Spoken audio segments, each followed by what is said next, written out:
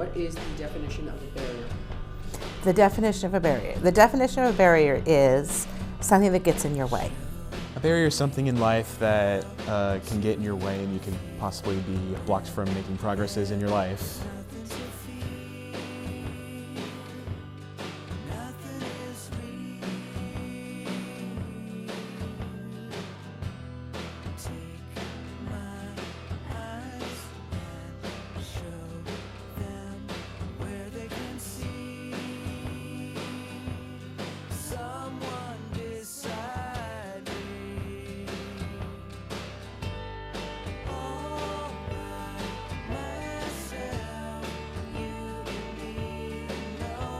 A barrier is something that prevents us from action. Sometimes that can be perceived, or sometimes that can be a real barrier. I see a barrier as a wall that's put up between who we are and something we can do or want to do. One barrier is something that happens to us that we have no control over. It could be a disability, it could be financial, it could be our race. Another kind of barrier is something that we would put up that keeps us from doing something. So I see two kinds of barriers.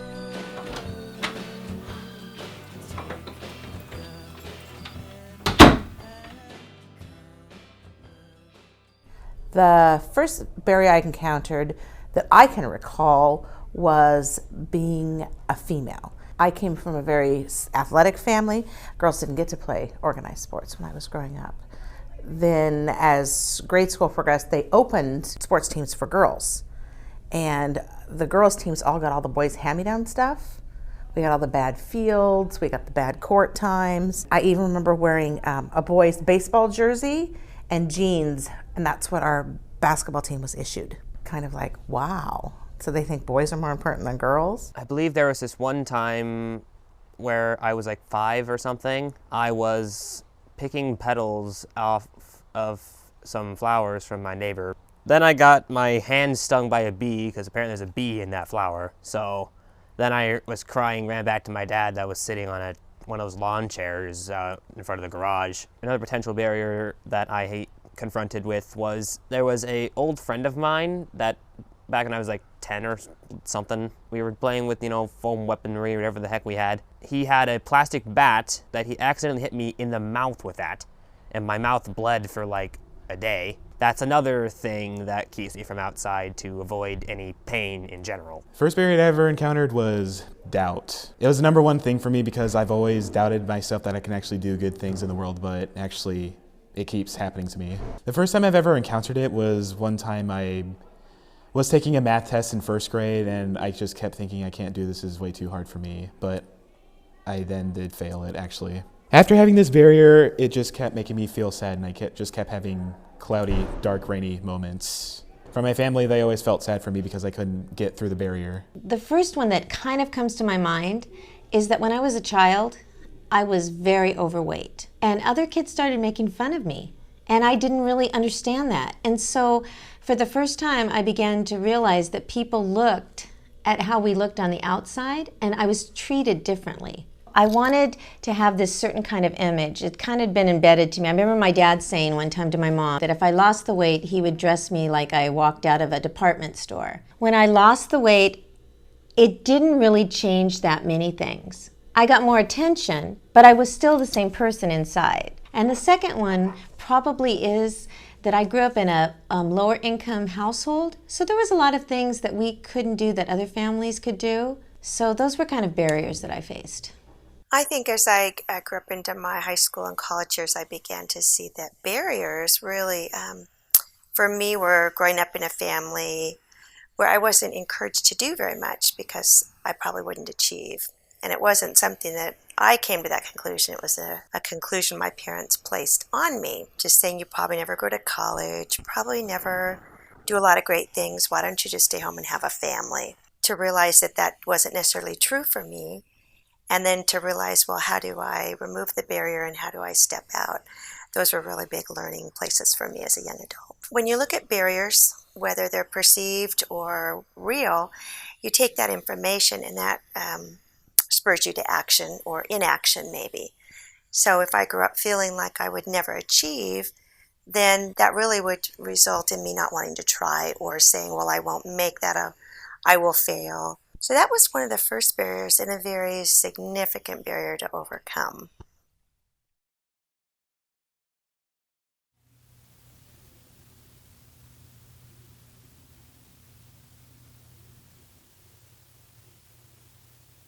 Yeah, I could use some more space.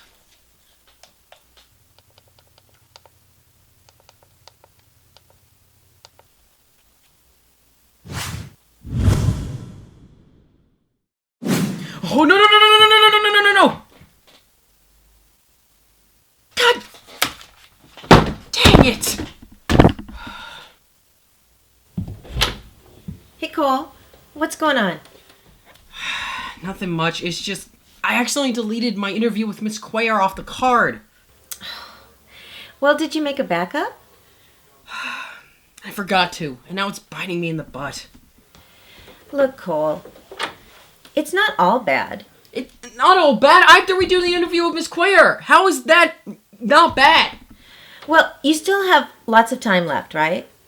Yeah? Okay, well, maybe this is a good thing. Maybe you can do the interview a little bit better and make some changes. So maybe it's a good thing. Maybe. It was just a really good interview. I know, Cole, but think about it this way. Is it the end of the world? No.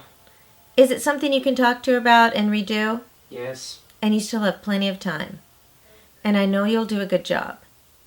So don't let this ruin the whole thing. Don't let it derail you. Okay?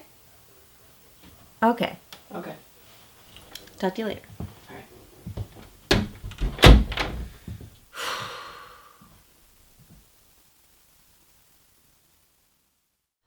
I think the hardest barrier that I did not realize I would face was when I became the parent of children with special needs. I didn't understand how people would react towards me or how they would react towards my own children. People just talked to me differently and would react to me differently, and I didn't always have people that I had things in common with, like other moms, and that was something that I had to process myself. Back in middle school, I never had that many friends. In elementary school, I had a lot more friends than I could have imagined, and I loved that. And then like around 5th grade, all of them kind of just left me. Going into middle school, I had like 0 friends to start off with. I was just alone for the most part. Throughout middle school, I gained all of 2 friends, Kaveh and Nathan. You know, they were really great friends for what they were. In 8th grade, Nathan decided to go to Sunset because it was a more convenient high school for him and whatever. So Kaveh was my only friend to start me off in high school. I was asking my mom to help me get through it, and then there was the part of me coming in by myself to just try to think to myself I can actually do it. I just had to think the words I can do it, and I actually kind of did manage to get through it a little bit. Oh, barriers are usually hard. Sometimes you can learn from that, just to learn to go forward and move on and say, excuse me, you're telling me I can't do this? Oh yes, I can. The only problem I had when it comes to getting through them was my shyness issue, because you have the fear of not knowing the right thing to say to people, and that's how you mostly make friends in life, is you talk to people about stuff. Since I could never do that, I always relied on random people talking to me about stuff. Shyness is something I could solve, but I guess I was just too lazy to do. I mean, I'm loving the amount of friends I have right now. I love it to death. It's like 3 times the amount of friends I usually did. I think the first thing I tried to deal with it is I tried to be super mom and do everything. Did everything for kids. I'd help out in classes and stuff so that I felt like I had connection with other people. But that really didn't work out. And I think the thing that really helped me was I kind of just sat back and said, you know what? This is the way my life is. It's not a bad life. It's just different than the next person's life. It's different than my friend's life. And I have lots of friends now that have kids that have no disabilities. We're friends and they don't look at me any different. So true friends are like that. But I think there's a lot of pressure on parents when they first find out their kids have disabilities. They don't know how to handle it, and they feel like they don't know how to relate to other parents. So you have dreams for your children, and sometimes those dreams change. And parents of typical children learn this. They learn to adjust their dreams. My child maybe isn't doing what the other person's child is doing. They're not reaching that goal, but my child is the way that they are, and they're going to be the best at what they do and not compare. And that's a hard thing for me to admit as a parent. It's hard. But I think that as you get older, you understand, you deal with that better, and you realize that we're all different.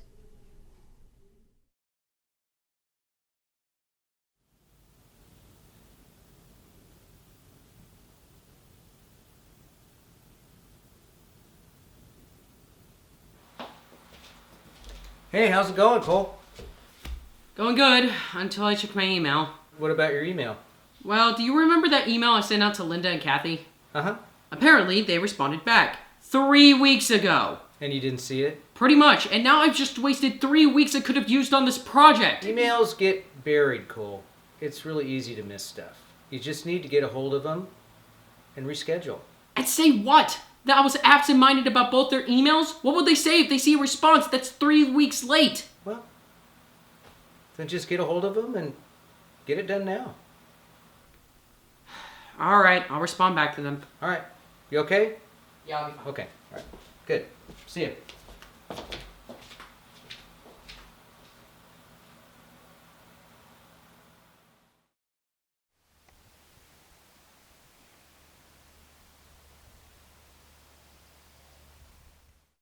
The biggest barrier, I think, was when I had a child with special needs.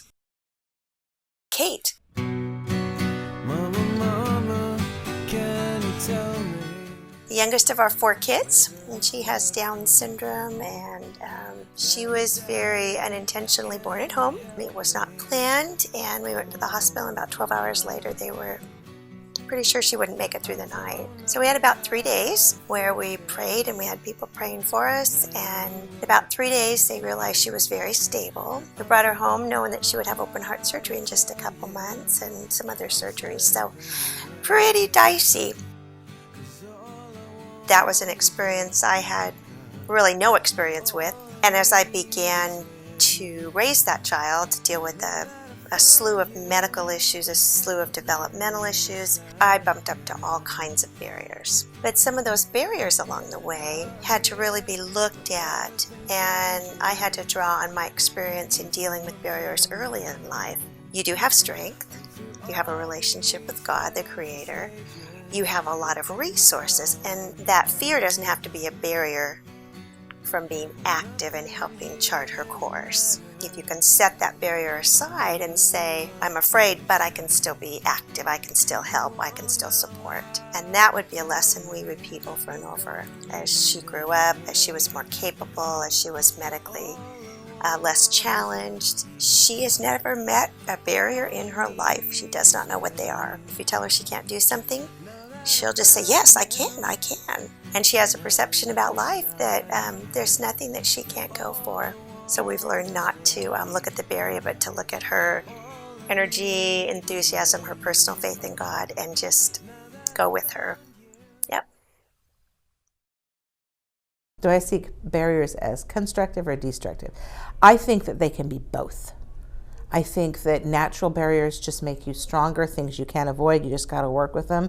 But when you have man-made barriers, things people tell you can't do, I think that can be destructive to a person's self-esteem. Probably a little bit of both, because sometimes, depending on the barrier, it can derail you either by being mad that something can't be done, or a barrier that maybe my daughter Kate has to deal with, that it's hard to explain to her why that's there.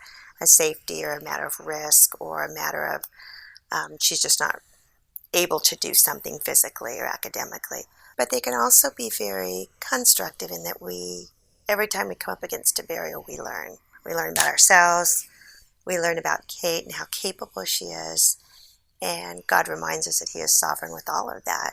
So barriers are always learning opportunities for us. It depends on the barrier. If it's a barrier I'm putting in front of myself saying, I can't do this, I'm not good enough, then in that sense, that's destructive. But it can be constructive, Because you start with these little tiny steps and you work up and you work up and you work up and you work up until you jump over that barrier or that goal that was set. And you say, I can do that. And it's the same for people with disabilities or other things that they have in their lives. It can be destructive if people that don't have disabilities look at them as being different and don't accept them for who they are. It just depends on how you're looking at that barrier. It can seem like a really big wall to climb and really hard.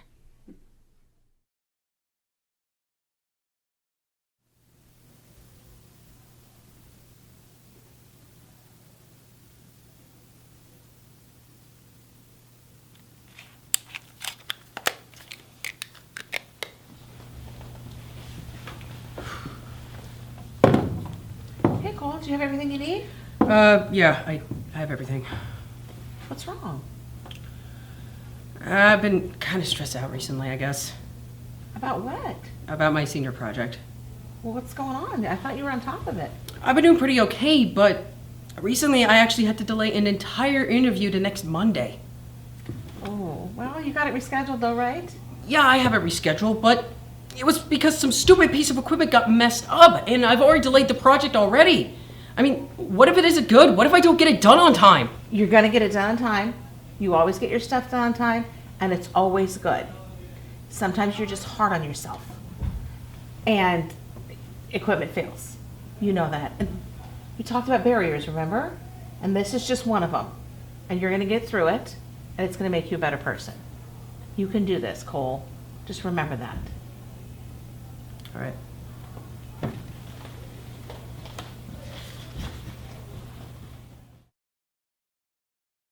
2, 3, 4. What good are ears if I can't hear you? What is my role as a special ed teacher? I think the first thing that everybody always thinks of is academics. And we do teach academics here. We do reading, writing, math, write reports, we do all that stuff. But we also work on communication and language. My class is really language enriched class because I have a lot of kids with communication difficulties. We also work on life skills and social skills and make friends and interact in social situations. We do a lot of times where we do a lot of sharing. We work on listening. One of my jobs is to help these kids, because I'm elementary, is help them get ready to go to middle school and go out into the community. I'm helping prepare them for life. I invest myself in their lives and they invest themselves in mine. I have seen just a multitude of barriers that students walk in the door with. Financial issues, mental health issues, physical issues, relationship problems, self-esteem. Trying to identify with students through my own barriers that I have and trying to see their perspective, take their perspective and help them come up with solutions that work for them, help them come up with their own ideas to move forward in life. I think I understand as the mother of two students that have been students with disabilities. My daughter was in an ALC class too. My son is typical. I think I understand the frustrations some of the kids face because I've seen that in my own daughter when, for instance, they have to transition from one activity to another and they don't want to stop and they become upset because I've dealt with that at home. Teenagers don't realize that all teachers were teenagers at one point.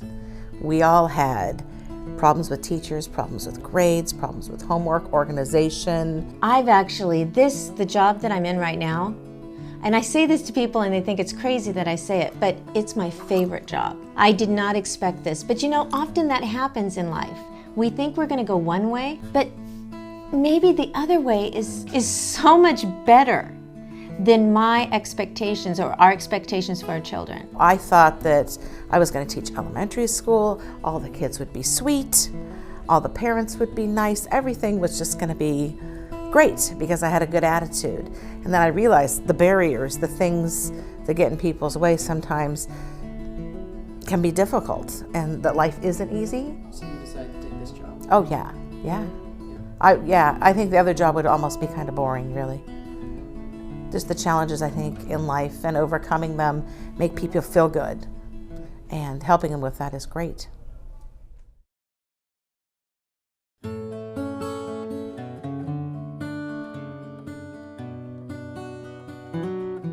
What do I do here at PACE?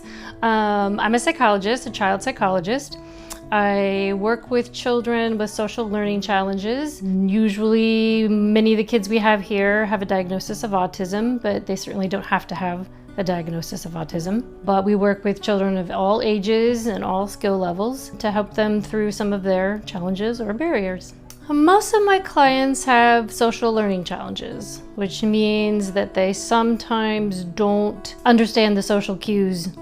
And at very young ages, that means sometimes they're missing language development, sometimes they're missing independence skills like toilet training, or in time some of my students have trouble with academic skills, but mostly it all falls under the umbrella of social learning challenges, because to the way we think, everything you need to learn falls under a social umbrella. It's how we learn from each other, that's how you glean information from the environment. There's no such thing as an autism brain. The child with autism has a brain just like every human brain. So to my way of thinking, everyone has challenges, everyone has things they're good at, things they're not so good at. When I present that to kids who can start understanding that, it makes them understand the diagnosis a little better, to say, yep, there's going to be things that are a little bit harder for me, and there's things that are perhaps a little bit easier for me because the way my brain wires. I have a recent thought. I had cancer a couple years ago, and while I was sick, I was being treated with chemo. I had to be very careful that I did not get too hungry or too thirsty or work too hard or walk too far or sit too long. It was very difficult for me to stay just right. And I remember thinking, that's how some of my students feel. It's very difficult for them to feel just right. We all struggle with that at times. We all can be in a place in our lives where we don't feel just right. And I think that's true of all humans. So I definitely feel like there's connections that we all make with a diagnosis or without a diagnosis.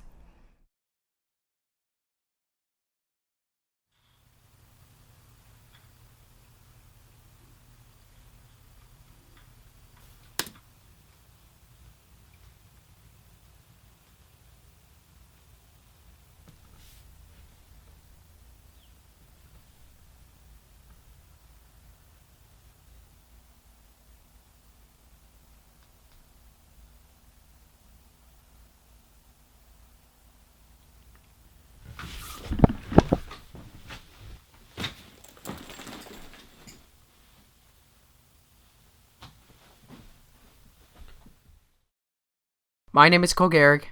I'm 18 years old, and I will now share my barriers.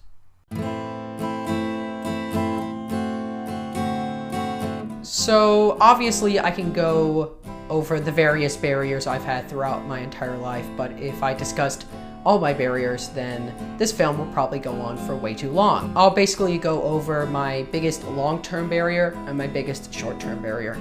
And in terms of long-term, that probably has to be going to school as an autistic kid. I was diagnosed with a type of autism that was formerly known as Asperger's syndrome when I was around 3 years old, and a bunch of the symptoms included delayed speech and social skills and being overly emotional. And I wasn't really worried about it as a kid because, one, I didn't know, and two, when you're a kid, you're always gonna be crazy. No matter who you are, you're crazy when you're a kid. But then middle school hit, and suddenly everyone had to grow up and mature. I, for one, did it, and I was punished for it. There were a ton of people in middle school who made fun of me because of the way I looked and how I acted. From people pointing at me and laughing, from people saying really mean stuff to me, and to people just downright bullying. It traumatized me so much. I must have gone to counseling like 20 times during middle school. It was that bad. So much so, that was probably the worst 3 years of my life. No joke. And a lot of the time, I just blamed it on myself because I didn't really know how to handle all these people who insulted me because of who I was. I didn't know what to do, so I just blamed it all on myself. And that went well for me. And I didn't really have that many friends either, so I kind of added onto it. But nothing came close to possibly my biggest short-term barrier. And while it was short-term, it was something that hit me hard. And it was during my last year in middle school. Funnily enough, 8th grade was actually the best year of middle school I ever had. It was going okay. But even then, the icing on the cake of the worst 3 years of my life was when I had to go to the hospital, only to find out that my grandmother lost the battle to breast cancer. I was literally staring at her, watching her die slowly before my eyes. I was traumatized. I couldn't believe it. I didn't want to believe it. I was crying like mad. It was absolutely insane. When you see someone die right before your eyes, really, really slowly, it hits you hard. And it hit me really hard. And that was the icing on the cake of the worst 3 years of my life. Currently, things are going much better for me, but it doesn't mean that I don't experience barriers. During this film, I experienced barriers myself, such as recording fails, delayed interviews, and footage that accidentally got deleted. I mean, you've seen some of those barriers I experienced in this exact film, in the transitional scenes. And you would think that I would want a barrier-free life, a life with no problems and no worries. I can just go through my life happy. But the sad part about that is, it's 100% impossible. Do I believe barriers will exist no matter what? Yeah, I do, because every human is different. We all see the world differently. There will always be something that will come between you and your life goal or a dream you're trying to pursue. Everybody's got to experience them in life, and it's pretty much the number one thing that could possibly get in the way of people. Barriers are a part of a fallen world. Personally, those things are always going to be there. We look at race, we look at barriers of financial barriers, social barriers. I don't think life is ever easy. There will always be things in your way, obstacles, things you have to work around, work through. Unless there's like some big miracle that happens, but our nature is to put people in categories. Unfortunately, we're trying to break those barriers so that people don't do that. And I think that's just human nature. I would love to break down a lot of barriers and realize that people are people. We all have the same needs, and a lot of us have the same wants. It is definitely sad to me that it's impossible to live a life without barriers, because barriers do suck. They're horrible. They're not fun. But the interesting thing about barriers is the fact that a lot of the time I looked at barriers as destructive. It was something that brought me down, that crushed me and destroyed me until there was nothing left. But over the years and during the making of this film, I've learned that we don't have to take barriers like that. Instead, we can take barriers constructively as something that brings us up, as something that we can learn for next time so we don't do it again, or something that we can just let go and move on. And let me tell you, that's really freaking hard, because there are so many barriers coming at us at the same time. We can't think about using barriers constructively because there are so many happening. So what am I supposed to do? Just leave my lifestyle so I can not experience as many barriers? Well, let me tell you a story about a trip that I went on during spring break this year, and one that not only showed me others who don't let barriers get in their way, but also pushed the limit of my own personal barriers. And that is when I went out of the country to Mexico.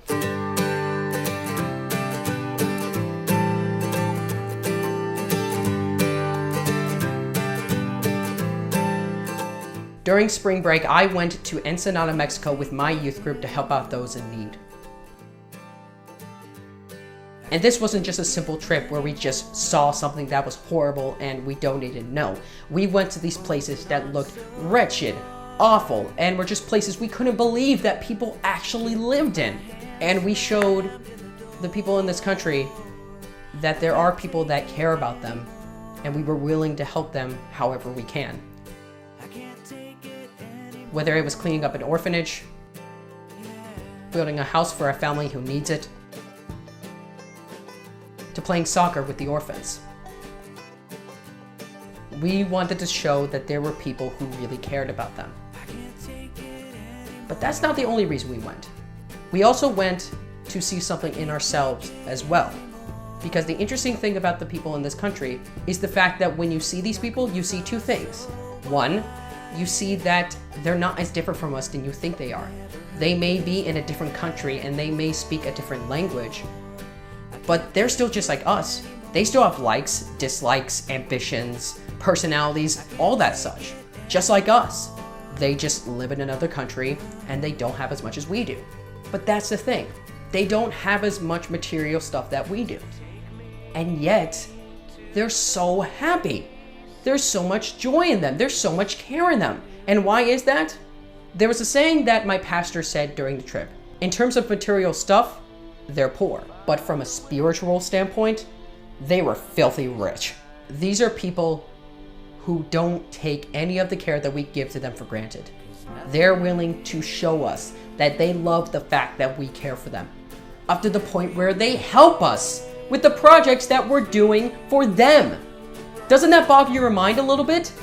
That they're helping us out for stuff that we're giving to them. It's crazy, right?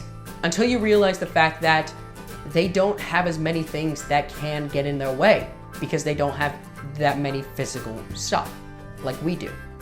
They have spiritual wealth, and they use that wealth to say, we're not going to let any of the things that happen to us, none of the barriers, get in the way of who we are, who we want to be, and the people we want to care for. It doesn't matter what we look like, how we act, what we believe in, what we strive for. None of that matters, because what really matters is that we go past our barriers and say, we're not going to let those barriers get in the way of who we are and how we treat others. What's your advice for anyone going through some heavy obstacles right now? Just try to do the best you can and have faith that you can actually get through it. If you keep persevering and toughing through those obstacles and those barriers, you will eventually power through them and reach your life goals. My advice is to find somebody that experiences something similar and get into a relationship with them. Surround yourself with people who you trust and who will be honest with you and guide you and coach you kindly. Support yourself, surround yourself with people that support you, and know that there always are people on your side, and to keep moving forward. It might not be the path you chose, but there's a path forward and a path through life. There are so many different things that can help you get over that barrier or help you become the person that you want to be or that your child has that opportunity to be. I tell parents, you are the greatest advocate for your child. You know them better than anybody else, and they have potential. I think you should believe in yourself, go for what you want to do the best job you can, and don't give up. Just don't give up. Barriers are inevitable. They will happen no matter what. But the decision can be made to use barriers constructively and say, I'm not going to let anything get in the way of who I am, how I look, what I believe in, and what I strive for, and how I treat others with care. And you know the one who makes that decision? The one who makes that decision is you.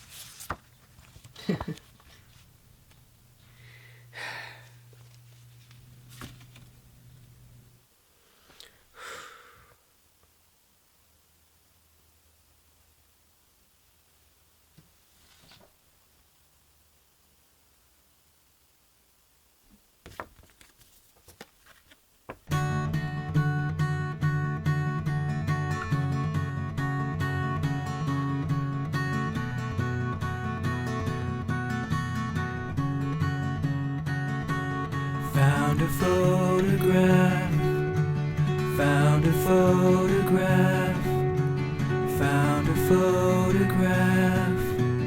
Is that you? Got me thinking back, and I had to laugh about all the things we used to do. Found a photograph of you, a photograph of you. Is it true? Found a photograph of you, a photograph of you. Is it true?